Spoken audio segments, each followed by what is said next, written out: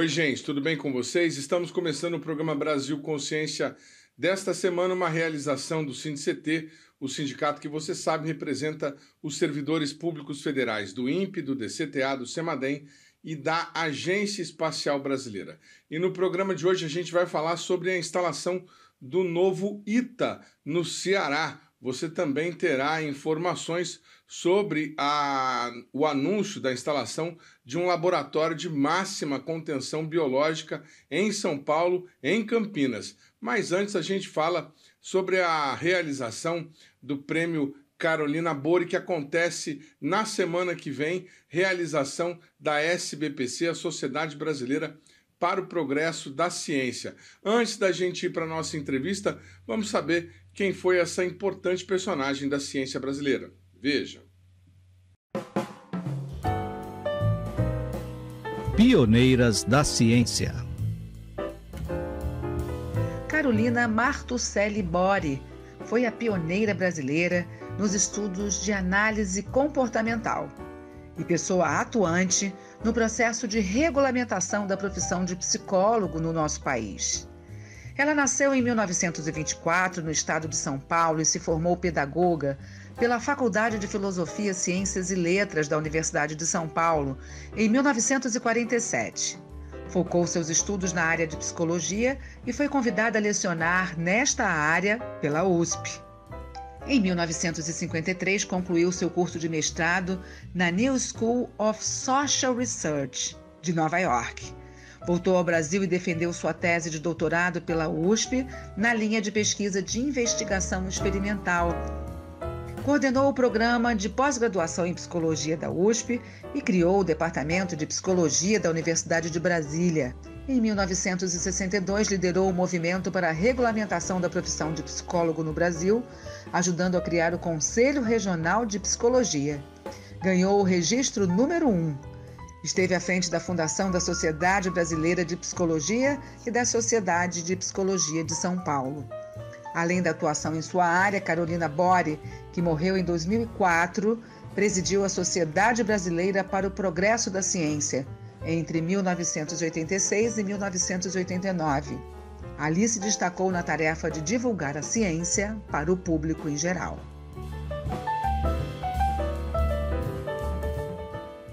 O Pioneiras da Ciência é uma produção do CNPq.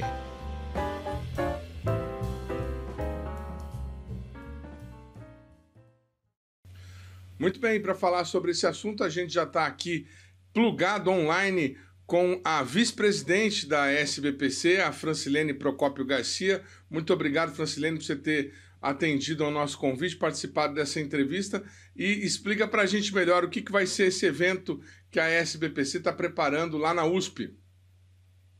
Obrigado, Edmond. É uma satisfação estar aqui com vocês para falar um pouco sobre a celebração do centenário da nossa querida ex-presidente Carolina Bori e, muito especialmente, sobre a entrega das cientistas brasileiras agraciadas com a edição 2024 do Prêmio Ciência e Mulher Carolina Bori.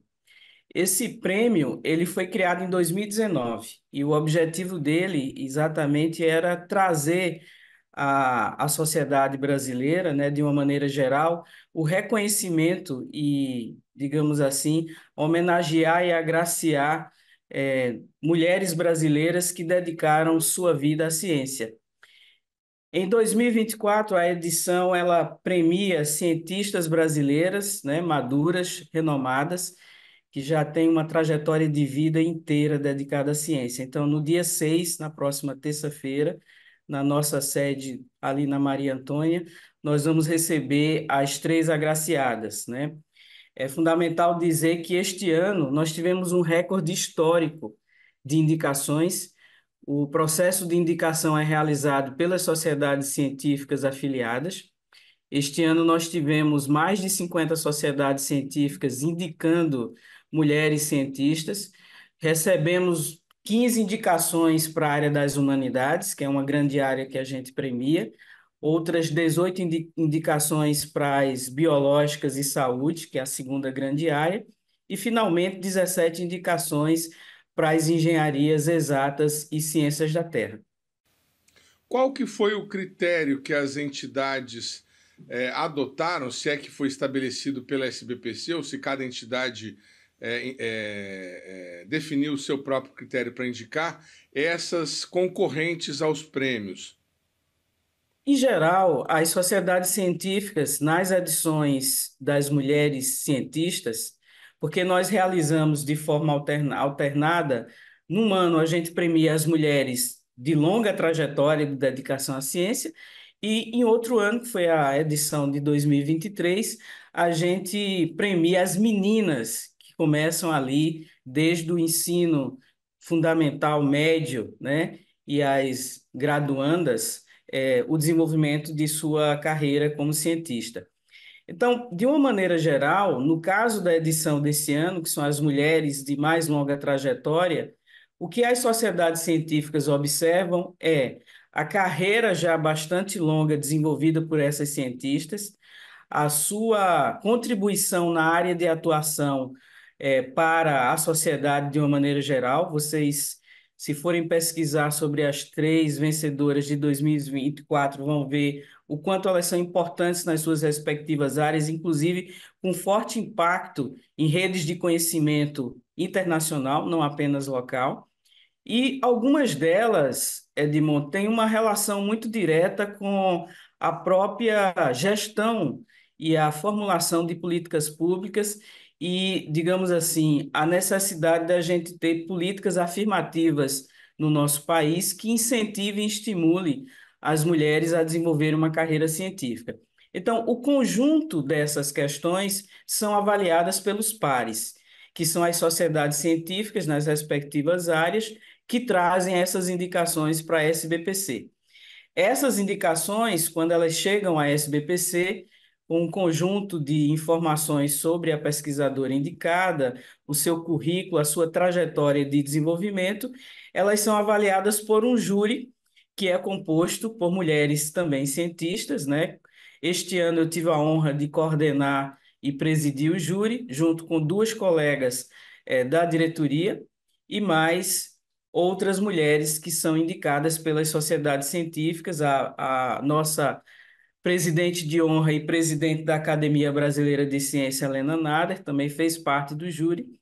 E, obviamente, que esse contexto é avaliado pelo júri e, no final, a gente tem, apesar de um trabalho árduo, né, para selecionar entre tantas mulheres com carreiras brilhantes as vencedoras, nós tivemos a satisfação de indicar 3 gerações de mulheres cientistas brasileiras que, em diferentes momentos da trajetória de desenvolvimento da ciência no Brasil, tiveram a oportunidade de contribuir e trazer para a sociedade brasileira, eu diria, resultados de extrema importância. É importante dizer que nesse ano, né, quando a gente celebra o centenário da nossa presidente Carolina Bori, a primeira mulher a presidir a SBPC, é fundamental que a gente entenda o quanto é fundamental para a sociedade brasileira investir cada vez mais no incentivo a que as mulheres, desde muito cedo, se interessem pelo desenvolvimento de uma carreira científica. Então, o conjunto das indicadas, de uma maneira geral, nós tivemos 52 pesquisadoras indicadas, elas trazem para a gente uma, digamos assim, um sentimento de esperança, né? De que cada vez mais a gente possa ter meninas se interessando pela carreira científica e mulheres contribuindo na sua trajetória como pesquisadora para a solução de problemas. Quando a gente olha para a própria Carolina Bori, né, que teve um papel importante no ensino da psicologia no Brasil, numa época, ela iniciou, inclusive, antes da própria psicologia se tornar uma cátedra existente nas universidades, a gente vê a trajetória da Maria Manuela Liguete Carneiro da Cunha, que é a vencedora da categoria das humanidades, uma antropóloga que defende e se dedica aos estudos, né, dos indígenas no nosso país de uma maneira fundamental, né? A Maria Manuela, ela tem sido fundamental e constantemente ela repete e tem sido uma voz feminina importante para incentivar a colaboração entre a ciência e os conhecimentos tradicionais e locais.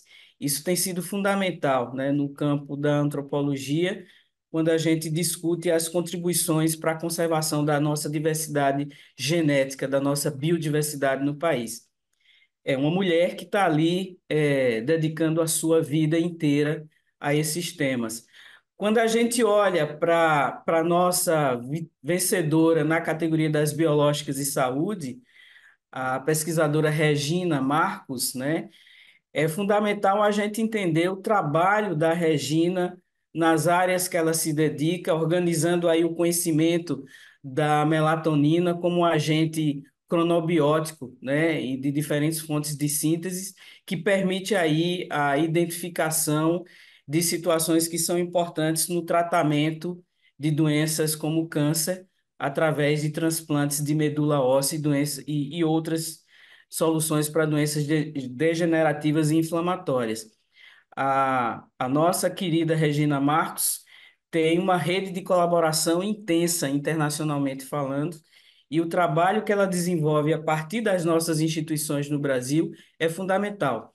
E uma característica interessante da Regina é que ela já foi diretora da SBPC, né, atuou como secretária-geral, foi tesoureira e também conselheira da SBPC, aí estabelecendo essas grandes bandeiras em defesa pela ciência brasileira.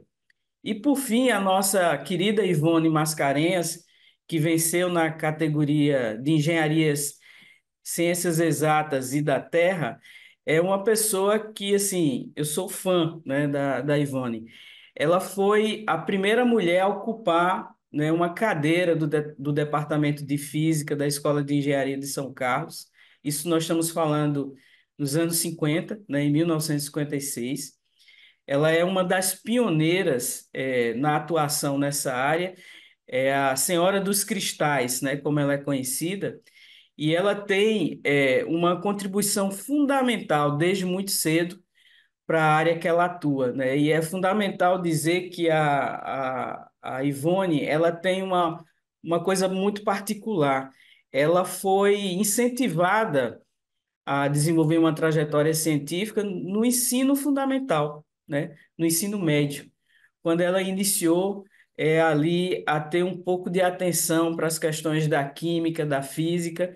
Daí ela fez duas graduações e se tornou uma pessoa de extrema liderança na área que ela atua. Eu acho que a carreira das três cientistas que nós teremos a satisfação de agraciar na próxima terça-feira demonstra o quanto é importante incentivarmos a carreira científica feminina nesse universo que muitas vezes não respeita ou não incentiva muito a diversidade, né?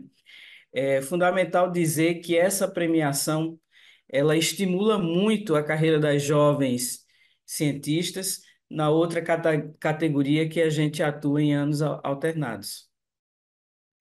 Muito bem. A cerimônia de entrega do prêmio vai ser realizada, como disse a vice-presidente, na terça-feira, dia 6, a partir das 10 horas da manhã, no Salão Nobre do Centro Universitário Maria Antônia, da USP, lá na Rua Maria Antônia 294, no terceiro andar. O que mais vai acontecer além da própria entrega do prêmio, vice-presidente? Parece que vocês vão, inclusive, transmitir ao vivo pela internet os eventos que vocês programaram para terça-feira. O dia 6 vai ser um dia totalmente dedicado à imagem e à memória da Carolina Bori, que dá o nome ao nosso prêmio, né? E aí, obviamente, que na parte da manhã nós teremos a solenidade, como você reafirmou, de entrega dos prêmios, e à tarde nós teremos duas mesas que vão discutir um pouco mais com convidados, alguns deles, digamos assim, pessoas que foram incentivadas a atuar na carreira como cientistas ao longo dos anos pela própria Carolina Bori.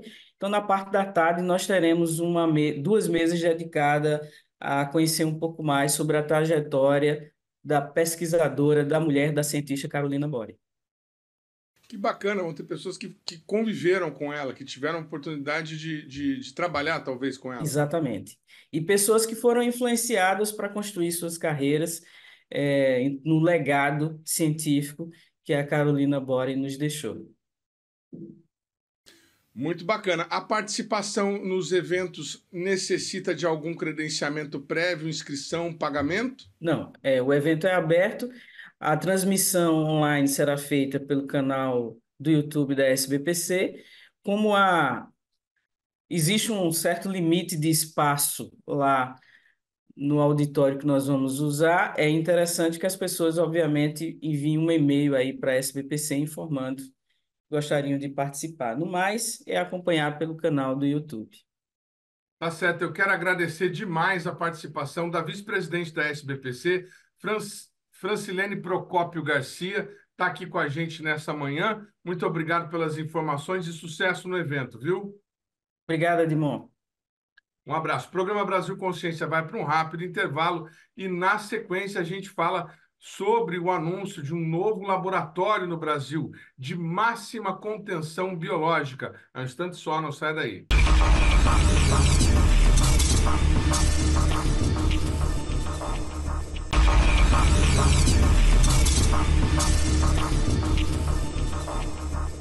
Muito bem, amigo do programa Brasil Consciência, estamos de volta para falar agora sobre uma das grandes novidades da estrutura científica à disposição dos pesquisadores do país. O Brasil terá um laboratório de máxima contenção biológica, o chamado NB4, que, conforme a gente já tinha falado aqui no programa Brasil Consciência, será instalado no CNPEM de Campinas, junto ao CIRIUS. O CNPEM, você sabe, é o Centro Nacional de Pesquisa em Energia e Materiais, e o CIRIUS, o nome do laboratório, é o Laboratório Nacional de Luz Síncrotron, que o Brasil Consciência também já visitou. Para falar de CNPEM e de síncrotron, a gente está aqui com o Antônio José Roque, que desde 2018 é o diretor-geral lá do CNPEM de Campinas, que vai contar para a gente um pouco mais sobre essa novidade. Boa tarde, Zé Roque, obrigado por você ter atendido mais uma vez aí a nossa reportagem, e a gente começa essa entrevista para tentar esclarecer para o nosso telespectador por que é tão importante para o Brasil entrar nesse clube de 60 países que hoje tem um laboratório de máxima contenção biológica. Boa tarde. Bom, boa tarde a todos que estão também nos escutando. Obrigado aqui pela oportunidade de falar sobre esse projeto e sobre ciência, né, no país de forma... Bom, passamos, né, no Brasil e no mundo por uma pandemia, né, que agora finalmente voltamos a ter uma regularização da vida, né, de todos, mas nós vimos o impacto econômico, social de uma situação como essa, né? Uma doença aflige o mundo inteiro, o patógeno praticamente parou a humanidade. Então isso trouxe não somente para o mundo inteiro, mas para o Brasil em particular, né, a reflexão da necessidade de você estar preparado para esse tipo de, vamos dizer assim, ocorrência. Estar preparado significa várias coisas. Significa você ter pessoas formadas, bem treinadas, laboratórios bem equipados, linhas de pesquisa de forma ampla, né, nas áreas de saúde, patógeno, etc. Entre as infraestruturas, né, dependendo do tipo de patógeno, por exemplo, o SARS-CoV-2, que causou, né, a doença do Covid, era um patógeno que, para ser estudado, precisava de um laboratório de biossegurança nível 3. Sabe? Então, inclusive, houve um movimento no Brasil grande, inclusive com o apoio do Ministério da Ciência, Tecnologia e Inovação, de construção de um grupo imposante maior desse tipo de laboratório, para aumentar essa capacidade. Bom, mas aí, vamos supor que apareça uma pandemia ou caso de doença do próximo nível de biossegurança, que seria um eventual nível 4. Inclusive, o Brasil hoje tem uns vírus conhecidos, né, que chama Sabiá, desse nível 4. Os nossos vizinhos aqui da América do Sul, dos diversos países, são conhecidos diversos patógenos desse nível 4. Hoje você tem conhecidos que o público provavelmente já ouviu falar, Ebola, né, que talvez seja o mais famoso de todos, né, que onde está em geral na África, mas uma preocupação é que as pessoas circulam. Hoje, cada dia mais, você pega um avião, né, vai para um outro lugar. Então, assim, o risco de você vir a ter uma pandemia é cada dia maior devido à maneira como as pessoas circulam, né? Então, se tivermos, então estamos investindo no nível 3, mas o Brasil, né, e a América Latina não tem o nível 4. Então, isso demonstra que a gente não teria, dizer assim, a capacidade, né, para fazer qualquer tipo de estudo, desenvolvimento, ou inclusive acompanhamento, né, desse tipo de patógeno no Brasil. Se alguém cair doente, você descobrir que é um nível 4, você não vai poder fazer nada. Você não vai ter que mandar essa amostra para algum laboratório em algum outro país do mundo, que você não pode nem armazenar e nem fazer estudos com essas amostras, né? Então, uma fragilidade, né, que foi percebida pelo país, né? Principalmente um país como o Brasil, né, de uma escala, vamos dizer assim, continental, com uma biodiversidade bastante grande, né, biomas bastante diversos. Então, há um consenso, inclusive, que o Brasil deve ter vários patógenos, né, ainda desconhecidos, e que tem uma grande chance, principalmente quando você avança, né, muitas vezes você vê hoje, principalmente quando você vai na região da Amazônia, é uma grande discussão, né, o avanço em certas regiões da Amazônia. O próprio ebola só foi descoberto quando você invadiu certas regiões da África. Então, há esse risco, né, aqui no Brasil. Então, é claro, né, do ponto de vista estratégico, da necessidade de você ter esse tipo de instalação no Brasil, né? Inclusive, isso permite que o Brasil faça parte desse grupo que você mesmo mencionou aí, de países, né, muito seleto. Isso permite que você participe desse clube de um outro posicionamento.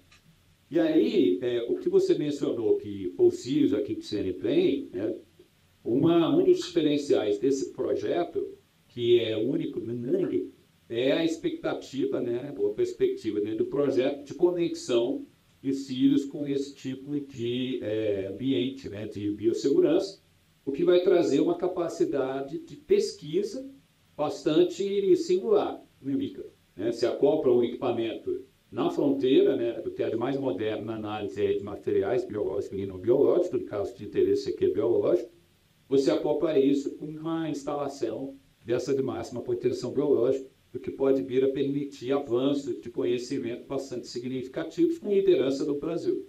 Quando a gente tem apresentado a ideia do projeto, né, para esses outros laboratórios no mundo, a receptividade tem sido muito boa, certo? Todos entendem que é um projeto muito interessante, né, muito relevante, inclusive todos eles têm se disposto a apoiar, ajudar, né, porque a gente precisa dessa interação, principalmente nesse momento, para fazer o treinamento que nós não temos nesse ambiente no Brasil, e você precisa formar as pessoas que aprendam a trabalhar dentro desses ambientes. Então, o projeto brasileiro tem tido uma receptividade enorme, né?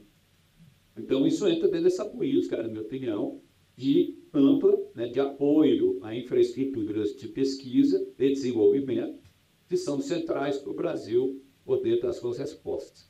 Que, inclusive, só para concluir, né, tem uma questão que também ficou muito clara na pandemia, né, que é a importância de você dominar, né, ter soberania, como a gente fala, em certos aspectos centrais do Brasil, né, ou para cada país. A hora que teve a pandemia, insumos desapareceram, certo? Desenvolvimentos priorizaram cada um no seu próprio país, né? Então, isso está trazendo uma reflexão mundial de que você construir um sistema onde você não tem capacidade de também resolver ou atacar problemas que são importantes do seu próprio país, achando que você vai poder depender sempre de alguém, né, é um risco muito grande, porque na hora que a coisa aperta, tudo pega, vou dizer assim, cada um vai priorizar o seu próprio país, o seu local, a sua população. E aí, nesse momento, o Brasil, né, que tem um país, como eu falei, grande, uma população muito grande, tem que estar preparado para dar essas respostas para a sua sociedade. Eu acho que há essa compreensão clara hoje do Brasil da importância estratégica de um tipo de instalação como essa. E só para chamar a atenção, a gente fala sempre do NB4, mas o projeto Orion, né, ele prevê o NB3 e NB2. Então, ele também trará essa capacidade de pesquisa usando os cílios, né, a possibilidade de você estudar esses outros tipos de patógenos. Então, realmente, é uma capacidade muito grande que o Brasil vai estar trazendo para essa área de assim, doenças, né, de forma ampla. Né? Microbiologia em geral. Exatamente. Muito bem, projeto anunciado pelo governo federal, incluído no PAC, como disse o Zé Roque, com previsão de investimentos da ordem de 1 bilhão apenas para o Orion. O Zé Roque está falando Orion a gente não apresentou. Orion é o nome que será dado ao novo laboratório, então vai funcionar o Sirius e o Orion, um ao lado do outro. Quando nós estivemos aí, Zé Roque, para conhecer o Sirius, você me mostrou a estrutura e falou de uma série de parcerias que foram feitas com fornecedores nacionais, como, por exemplo, a VEG, lá do sul do país, que desenvolveu os containers e tudo mais. Para fazer esse laboratório de máxima contenção, que não tem em lugar nenhum do mundo integrado com o Sirius, nós vamos precisar desenvolver alguma coisa? Vai ter inovação aqui no país proporcionada por esse investimento? Olha, obviamente esse é sempre um sonho, né? Nas linhas de luz, que o Orion terá 3 linhas de luz, inclusive, um parênteses aqui, daí que vem o nome, né? Porque Sirius ganhou esse nome, porque Sirius é a estrela mais brilhante do céu noturno e o Sirius é um equipamento de altíssimo brilho. Muito bem, dentro do projeto, a ideia é conectar 3 linhas de luz do Sirius ao laboratório. Muito bem, se a gente olha a constelação de Orion, ela tem o chamado cinturão de Orion, tem 3 estrelas, né, que se destacam lá, que são, aqui no Brasil, a gente chama das 3 Marias. Então, e você consegue olhar no céu a constelação de Orion e de Sirius fica próximo. Então, a gente imaginou as 3 linhas de luz, que são a conexão do Sirius ao que a gente está chamando de Orion. Então, é daí que vem a origem do nome Orion. Então, nas linhas de luz, você vai já ter os seus fornecedores nacionais, né? A gente já veio desenvolvendo alguns dos Sirius, então, para esse aspecto, a gente vai seguir com a mesma linha envolvendo esses fornecedores. Na parte civil, né, a gente vai trazer e fazer isso aqui com empresas nacionais, e no que for possível, né, a gente tem que tomar um cuidado, porque vários das soluções para esse laboratório de máxima contenção biológica, você tem que ter tecnologias que são certificadas, que são validadas para você poder trabalhar, né? Então, também é uma questão de tempo e de recursos adicionais, muitas vezes, que você precisaria para querer desenvolver uma nova tecnologia, porque você teria a preocupação também de ter que certificar e validar essa tecnologia, como, por exemplo, questões ligadas a portas especiais, estanqueidade dessas portas e tal. Então, não sei se em todos os casos será possível nacionalizar, mas, para dar um exemplo, a gente vem discutindo, inclusive, já com alguns atores aqui no Brasil, esse ambiente LP4, ele precisa de uma roupa, né? Talvez as pessoas já tenham assistido esses filmes de pandemia, né, que passam aí na TV. Então, você vê que tem momentos em que as pessoas têm que entrar no laboratório com uma roupa, parece uma roupa de astronauta, né? Expirando, né, por uma tubulação que está mantendo o oxigênio chegando. Então, essa roupa é uma roupa especial. Tem pouquíssimos fornecedores no mundo, não é uma roupa barata, e ela tem tempo de vida que não é tão longo assim. Então, esse seria o típico caso que seria muito interessante se a gente conseguisse desenvolver uma roupa nacional, né? Isso teria não somente um mercado para o Orion, mas o pessoal poderia se passar a ser fornecedor mundial dessa roupa, desde que, obviamente, ela passasse em todos os critérios de segurança. Esse é o tipo de desenvolvimento que, vamos dizer que você começa e você não tem a roupa pronta quando o Orion estiver iniciando sua operação. Não tem problema. Você continua esse desenvolvimento e, eventualmente, você passa a comprar. Então, assim, é uma típica situação em que faz sentido, inclusive, estrategicamente, entendeu? Ela vai ser importante no longo prazo de operação do projeto, não vira gargalo para o projeto, porque você não depende crucialmente disso para iniciar a operação. Então, esse é o típico caso. Então, nós vamos ter que fazer avaliações como essa, para tentar envolver empresas nacionais, mas é um dos nossos objetivos, como sempre foi. A gente entende, isso é uma ação estratégica, né? De centros como o CNPEM, né? O CNPEM, similar ao Centro do Mundo, que desenvolve equipamentos, tecnologias de fronteira, né? E que vão ser importantes para resolver problemas, né, científicos e tecnológicos, ele também entende e faz um esforço para que esses grandes projetos e essas tecnologias elas impactem o setor produtivo nacional. Né? Então, a transferência de tecnologia, o engajamento de empresas brasileiras é um transbordamento natural desse tipo de laboratório e que é importante que a sociedade entenda. Então, é igual quando a gente fala lá do CERN, né? Todo mundo tem um grande acelerador lá de 27 quilômetros, o LHC. O objetivo daquele equipamento é a pesquisa extremamente fundamental. Ele tem questões básicas e fundamentais na natureza, mas, ao mesmo tempo, ele gera um nível de tecnologia que impacta outras áreas. Áreas de saúde, em particular, são extremamente impactadas, então, a aplicação de aceleradores de saúde, desenvolvimento de detectores para melhores tomógrafos, né? A própria www da internet nasceu da necessidade de ter um mecanismo de cooperação entre os milhares de pesquisadores ligados ao CERN. Então, o impacto que esse tipo de centro acaba trazendo para a sociedade é grande. Inclusive, é importante que as pessoas percebam que o investimento que você está fazendo em ciência fundamental, ela traz um retorno, não somente o conhecimento, mas nessa geração ampla de tecnologia e impacto nas empresas do determinado país. Você falou em necessidade de usar equipamentos certificados, que já tem o TRL, né, pronto para poder ser usado, e imagino que esse, em gargalos do projeto, você falou, imagino que esse seja o motivo de estabelecer parceria internacional para trazer a tecnologia pronta. Qual que é o prazo que vocês imaginam que o laboratório deve estar operacional?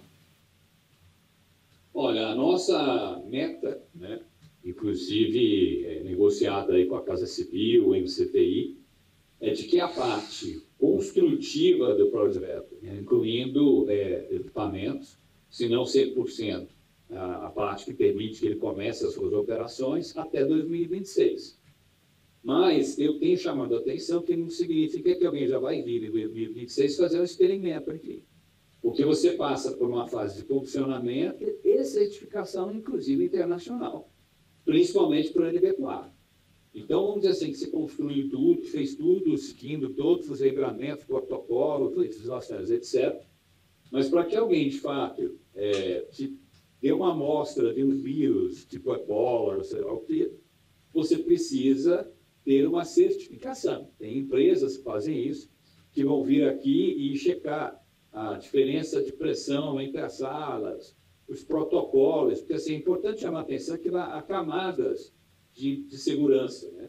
Então, você tem a primeira camada, que é a infraestrutura, é o prédio, né? É o acesso às áreas controladas, a estanqueidade das portas, o funcionamento do sistema de oxigênio, o funcionamento do sistema de filtros, que filtra, né, tudo que o ar que sai do ambiente, né, lá onde você está fazendo os experimentos, a infraestrutura para descarte, né, de tudo que você usou dentro do ambiente 4, né, é a maneira como você coleta os chamados efluentes, né, você tem que tomar um banho ao sair desse ambiente.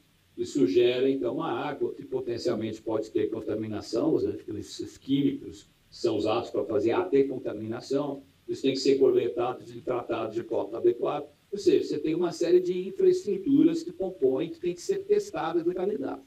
Além da infraestrutura, você tem o que a gente chama dos equipamentos de proteção individual, os EPIs. Né? Então, você tem que garantir que as luvas vão ser adequadas, a roupa é adequada e apropriada, está funcionando, né?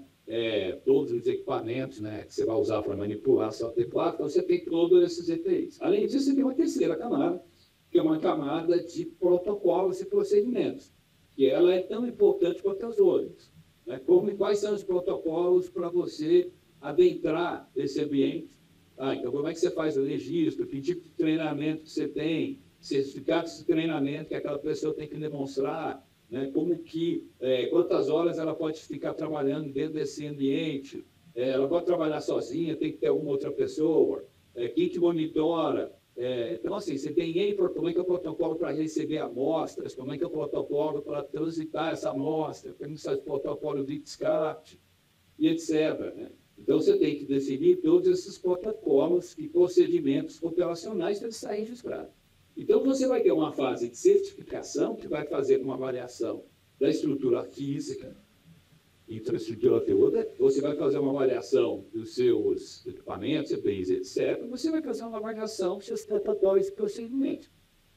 Passando tudo ok, e o pessoal entende que está, você ganha essa certificação para operar. É um processo sofisticado e longo. Então, a gente imagina que o NB4 mesmo, talvez só vai estar recebendo amostras, né, de uma ebola, do sabiá, seja lá o que for, talvez só em 28, certo? Tem infraestrutura em 27, aí você tem uma parte de funcionamento, testes, validação, etc. Aí você vai comissionando aos poucos. Você comisiona o nível 2, depois comisiona o nível 3 e finalmente você comisiona o nível 4. Tá? Então, e aí você tem toda a razão, é central a nossa interação com diversos laboratórios do INANI para vários aspectos. Né? Que eles, com a experiência de desenvolvimento, construção e operação desses laboratórios, uma pergunta que a gente sempre faz quando vai interagir com eles é: se você for construir de novo o seu laboratório, o que você não faria? Né? O que você faria diferente? Isso é central. Como eu sempre falo, você vai fazer um grande projeto, não cometa os erros dos outros. Pode até querer cometer erros novos, né? Mas os dos outros não vão, pelo amor de Deus, cometer. Então, isso tem sido extremamente útil, as sugestões que eles têm dado de dimensionamento de áreas, fluxo de trabalho, maneira de armazenamento, protocolos, etc. Então, essa interação tem sido muito importante. Né? Eles também trazem experiência, né, de uma certa revisão dos nossos projetos conceituais, dos projetos que têm sido feitos, indicam e sugerem, inclusive, como você falou, quais são os bons equipamentos a serem usados, quais são as empresas confiáveis. Né? Então, isso é também bastante útil. Uma outra parte que é muito importante é abrir o espaço para o treinamento, né, do projeto em si. E eu venho, inclusive, insistindo com o financiador, né, com o governo brasileiro, da importância de você ir treinando também institutos pesquisadores brasileiros. Ter programas, e aí não é pensar o projeto só, é pensar o projeto dentro de um contexto mais amplo de Brasil, de país, que as pessoas que virão eventualmente utilizar, né, precisam também passar por um treinamento. Isso não é algo que está dentro do escopo direto do projeto OI, mas está dentro do que eu entendo é o programa de atuação nacional, né, com esse tipo de laboratório, que precisa ter chamadas para pesquisadores, pós-docs e também passar um tempo em laboratórios no exterior para eles também irem, inclusive, se adaptando e desenvolvendo temáticas das suas pesquisas para depois poder, de fato, usar o ORE. Obrigado ao Antônio José Roque pelas informações. O programa Brasil Consciência vai para um rápido intervalo e, na sequência, você fica por dentro de tudo sobre a abertura do novo ITA no Ceará. Um instante só, não sai daí.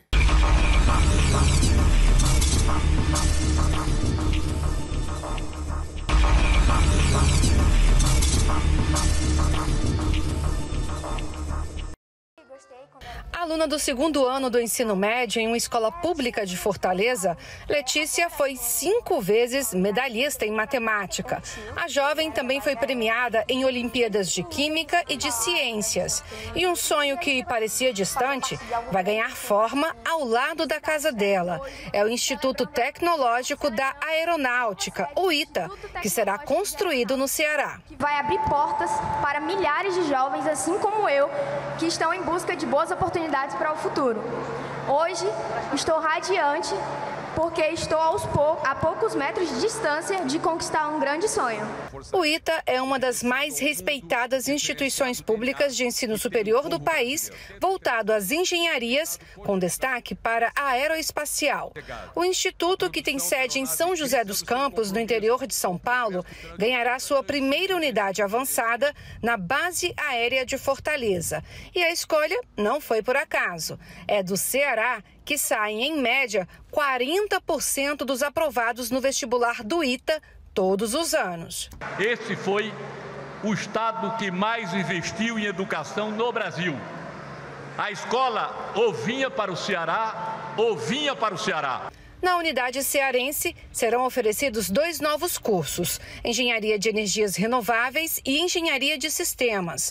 As primeiras turmas devem ser selecionadas ainda em 2024 para começarem a estudar em 2025 no interior de São Paulo. Em 2027, enfim, os alunos deverão ser transferidos para o ITA Ceará, quando a unidade estará em pleno funcionamento. Aqui serão 2 novos cursos de engenharia de energias renováveis, que é o futuro, é o presente do Brasil e o futuro do Brasil. E engenharia de sistemas, é estratégica e é inovadora.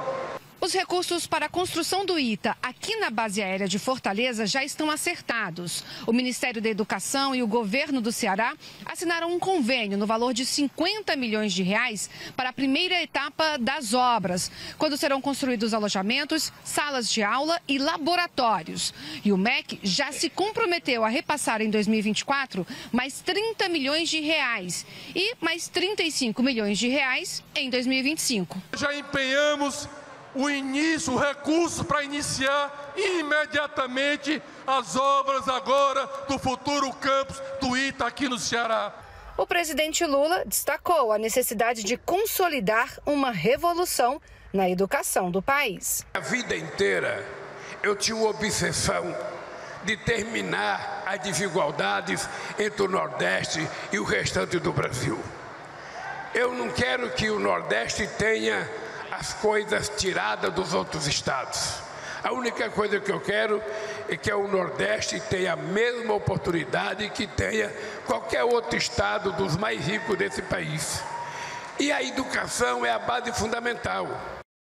Muito bem, e para falar sobre este assunto, a gente conversa agora com o presidente da AEITA, a Associação dos Engenheiros Formados pelo ITA, o Alex Lopes Pereira, que está online aqui para falar com a gente. Bom dia, Alex. Obrigado por você ter aceitado o nosso convite para essa entrevista. E a gente começa perguntando como é que a associação recebeu a notícia dessa descentralização, a inauguração de um ITA no Ceará. Olá, nós recebemos aí com bastante empolgação e apoio, tá? A gente dá apoio total a essa iniciativa. A nosso ver, essa é uma grande oportunidade para a reedição do Plano Smith, que é o plano que deu origem ao ITA. E lá tinha várias ações estratégicas que a gente consegue traçar paralelos que poderiam ser executados nessa oportunidade de expansão no Ceará. Em termos de ganhos, por exemplo, a gente vê que os ganhos são inestimáveis quando você faz um projeto estratégico de país, investe em ciência e tecnologia. No longo prazo, para a gente são inestimáveis. Vide a nossa indústria aeronáutica, que foi criada a partir do ITA e do Centro Tecnológico, o DCTA, né? E os ganhos se refletem aí, por exemplo, na nossa indústria aeronáutica. Nós figuramos num rol de 3 países que conseguem desenvolver e produzir aeronaves de alta complexidade. E aí a gente começa a ver paralelos no setor energético, de energias renováveis, que o Ceará tem uma grande vocação, tá? Eu costumo dizer para os colegas que a gente praticamente já perdeu a corrida pela inteligência artificial, mas pelo setor energético, energia renovável, aí com todos os players que a gente tem e o potencial energético que a gente tem no Brasil, na nossa extensão geográfica, nós estamos no páreo pela tecnologia, por desenvolver, produzir e exportar. Então, essa é uma grande oportunidade, tá? Às vezes as pessoas me perguntam, mas sim, e os problemas e os riscos envolvidos? Bom, quanto a problemas, eu sinto dificuldade em encontrar algum problema que surja de você investir em educação e ciência e tecnologia. O que eu consigo, eventualmente, pensar são riscos. Mas, gente, riscos existem desde projetos bem pequenininhos até projetos gigantescos e audaciosos como esse. Quando eu penso na gestão de risco desse projeto, eu penso em quem está conduzindo. Quem está conduzindo é a Aeronáutica Brasileira. A Aeronáutica Brasileira, ela é um centro de excelência em gestão e visão de longo prazo. A gente tem alguns exemplos. O maior deles é justamente o ITA, que foi criado numa época em que as dificuldades financeiras, tecnológicas restrições orçamentárias, a gente não tinha uma indústria de tecnologia desenvolvida, a gente não tinha um ITA, enfim. E a gente conseguiu fazer dentro da aeronáutica. Então, eu digo para vocês assim, que a gente não podia estar em melhores mãos, tá?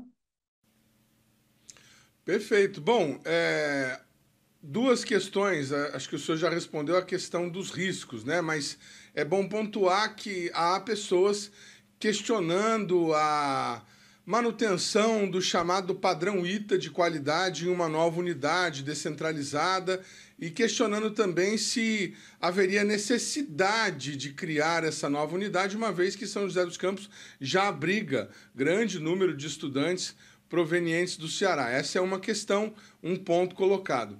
A outra questão que se coloca e que tem um pouco, é relacionada diretamente, na verdade, não um pouco, há também a abertura de um polo aeronáutico, um centro tecnológico aeronáutico na Bahia, anunciado não por acaso também na mesma semana da abertura do ITA, da descentralização, da mudança de paradigma desse cluster tecnológico que nós temos aqui em São José dos Campos. Para quem nos ouve e nos vê e não sabe, São José dos Campos é uma cidade em que, além da Embraer, estão instaladas diversas indústrias do setor, como a Acaer, que é parceira na construção dos caças Gripen, como a Vibraz, estão chegando novas indústrias do setor bélico. Existe algum risco, o senhor vê algum risco para o setor, para a indústria, para a geração de empregos na descentralização, ou estamos multiplicando a produção de inovação e tecnologia no país? Perfeito. Gostei das perguntas, deixa eu ver se eu lembro de todas elas e responder na sequência. Se eu esquecer, você me pergunta de novo. Primeiro, sobre as perguntas que você falou da instalação do ITA no Ceará, se isso vai manter o padrão de qualidade. Esse foi talvez um dos principais pontos de atenção do grupo de trabalho que fez um planejamento inicial sobre a viabilidade da implantação do ITA no Ceará. E a solução que se deu para tratar esse risco foi: você instala o fundamental do curso do ITA, que são os 2 primeiros anos, em São José dos Campos, e aí você coloca esses mesmos alunos para passar por todo o procedimento que os alunos atuais passam. Inclusive, a moradia no alojamento dos alunos, que se chama H8. Tá? É no H8, gente, que se forma a cultura do iteano. E a cultura do iteano envolve um conceito importantíssimo que se chama disciplina consciente, que é uma ética intelectual. É você fazer o certo sem ninguém estar conferindo se você está fazendo o certo ou não. Então, o exemplo que todo mundo dá no ITA, gente, boa parte das provas são feitas sem um professor estar presente na sala verificando se todo mundo está olhando só para a sua prova. Tá? Então, essa é uma ética intelectual. Então, a gente vai transferir a cultura do ITA e do alojamento do ITA para os alunos, deixando eles nos 2 primeiros anos morando em São José dos Campos. E aí, quando eles terminarem esses 2 primeiros anos e passarem para a parte do curso, que a gente chama profissional, que são os 3 últimos anos, eles vão para Fortaleza. Essa foi a solução para a gente manter o padrão de qualidade, tá? Agora, tentar responder a outra pergunta foi do cluster tecnológico na Bahia, né? Olha, eu vejo como uma estratégia de domínio do território você expandir as suas principais indústrias pelo território. Claro que isso deve ser feito acompanhado de um planejamento estratégico de longo prazo, e o governo precisa ter uma intenção de continuar investindo naquela região e montar um outro cluster ali com uma vocação similar, mas ele pode dividir algumas iniciativas, e ele tem que trazer outras instituições públicas e privadas para a região. Mas eu vejo, sim, como uma iniciativa positiva você tentar descentralizar em relação ao Nordeste, principalmente em relação ao São Paulo, o desenvolvimento do país em termos de ciência e tecnologia. Tá? É uma ação estratégica, eu diria. Mesmo que isso envolva custos para o Estado, é uma ação estratégica. O senhor falou de uma questão que nem estava combinado da gente abordar, mas como o senhor colocou, a gente gostaria de esclarecer para o nosso telespectador. O senhor falou que, na opinião do senhor, nós já perdemos a corrida pela inteligência artificial, uma tecnologia disruptiva que está aí batendo a porta. Mas estamos no páreo da questão da transição energética e o aproveitamento de novas tecnologias para gerar energia. No que o ITA, que forma engenheiros aeronáuticos, pode contribuir com isso, em especial no Ceará, que o telespectador já sabe, já mostramos aqui no Brasil Consciência, tem pesquisa lá no CETENE de desenvolvimento de hidrogênio verde. Perfeito. Hoje nós temos alguns dos pesquisadores mais premiados no mundo inteiro, inclusive nessa área de energia. Eu acabei de ir para São José dos Campos e conversar com um pesquisador que está no hall acho que dos 100 pesquisadores mais produtivos do mundo, e a área de pesquisa dele é justamente essa de energia, tá? Então, assim, o ITA, ele tem alguns Quem seria cursos... ele, por favor? O professor Marcelo Lemos. Professor Marcelo Lemos. Ele é da onde? Desculpe a ignorância. Ele é da Mecânica Aeronáutica do ITA, do Departamento de Mecânica. Pois não. E aí, o ITA tem alguns cursos que guardam uma boa sinergia, inclusive de áreas de pesquisa e de disciplinas, com o curso de energia. Esse foi outro estudo que foi realizado por essa comissão que avaliou a viabilidade da implantação do ITA no Ceará, avaliar o que a gente tem de expertise, o que a gente pode levar para esse setor de energia, do que a gente já tem hoje. Então, o curso de engenharia eletrônica do ITA já tem muita pesquisa e muitas disciplinas que estão presentes num curso de engenharia renovável, de energia renovável, de engenharia de energias.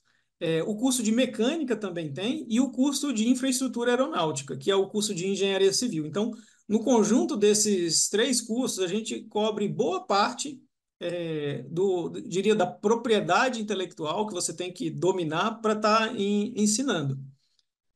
E a gente também, óbvio, a gente vai contar com a parceria das outras instituições referência no Brasil. A Petrobras, gente, é uma referência no Brasil e no mundo em energias renováveis. E a gente vai contar com a parceria da Petrobras para ajudar nesse projeto. É uma parceria estratégica, tá? Então, a gente tem que trazer os parceiros estratégicos para estarem junto com a gente. Perfeito? Eu respondi? Perfeito.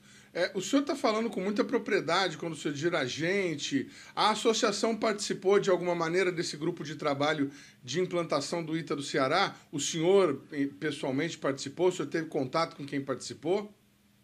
Eu tive contato com eles, sim, na época que eles estavam participando, mas a gente não teve nenhum papel dentro desse planejamento, tá?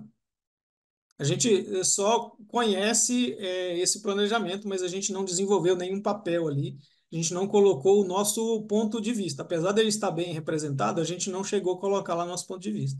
Mas, pelo que eu entendi, vocês aprovam aquilo que foi feito, inclusive participaram da inauguração, mandou representante para a inauguração do novo ITA. Isso, eu estive lá na inauguração da Pedra Fundamental. Há aproximadamente 20 anos, o ITA lançou um plano de expansão da sua capacidade de formação de alunos. Naquela época, se anunciou que poderia duplicar o número de alunos formados. Eram 100 alunos, são até hoje, e passariam para 200. Esse projeto foi iniciado, foi construído um alojamento, mas ele não foi finalizado e, até onde a gente sabe, não tem assim uma razão prática. Não houve um pronunciamento da aeronáutica no sentido de dizer abortamos a missão por conta disso ou daquilo. O senhor acredita que o ITA do Ceará é uma alternativa a esse projeto que acabou não dando certo? Olha, o alojamento do ITA, ele foi construído, eu visitei ele algumas vezes no último ano. Ele é um alojamento muito bonito. Ele veio em um excelente momento, porque o alojamento em que eu morei, de 2000 a 2004, gente, ele não estava bom, tá? Ele não estava em boas condições, eu diria. Ele precisava realmente de um novo alojamento. E nesse projeto de expansão, o que já ficou pronto de alojamento, a gente já conseguiu aumentar em número de alunos, claro, mantendo os alunos no alojamento novo. Então, quantidade de vagas era 120, a gente já aumentou para 150 com esse alojamento novo. Só que agora a gente chegou numa outra agenda, num outro momento social e político, em que o ITA virou, eu diria assim, parte da agenda política, né? E aí a gente tem um projeto mais audacioso, mas que nada impede de a gente aumentar também a quantidade de vagas, continuar aumentando para chegar até 200 no ITA em São José dos Campos e, em paralelo, aumentar, sim, a quantidade de vagas no Ceará.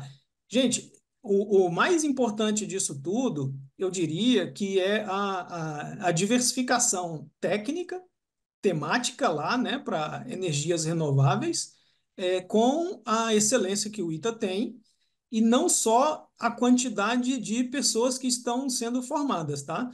Isso vai impactar, gente, igual eu falei no início, no longo prazo. Imagina uma indústria de energias renováveis tão bem sucedida quanto a indústria aeronáutica no Brasil. A gente está nas top 3 do mundo de indústria de energia renovável. Isso seria muito estratégico para o Brasil no longo prazo, tá?